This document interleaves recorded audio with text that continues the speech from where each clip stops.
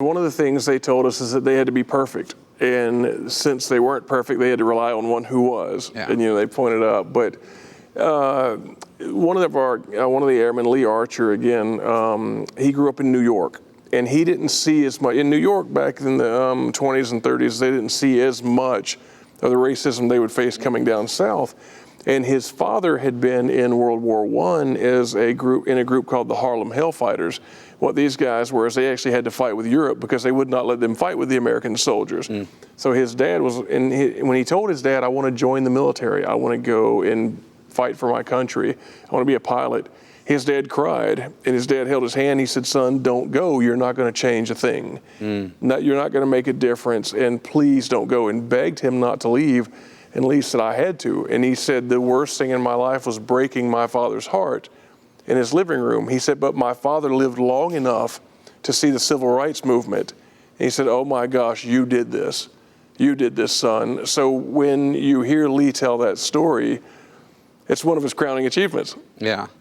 Well, even thinking about that, the civil rights movement is where we think of so many of these first things happening, and there were many first, and it was, a great movement. But, Sure. This predates that by a couple decades, Sure, really, sure. of, even years and years before a lot of the civil rights movements came about, these men were fighting for their country and being the first to do this type of thing. Well, the thing that's interesting about them too is they insisted. You'll see a segment in the special about the white soldiers that helped them, and they insisted on that segment being in there because they said there was incredible racism, especially down south, and then racism inside the military. But they said there were men that stuck their necks out to help them and wanted to help them.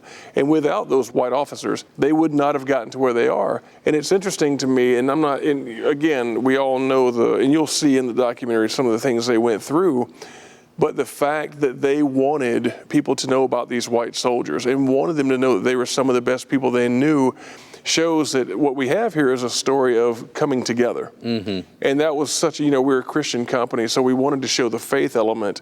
And they said, look, we all have to work together. And that's the resounding message you see throughout the documentary, is that we all have to work together.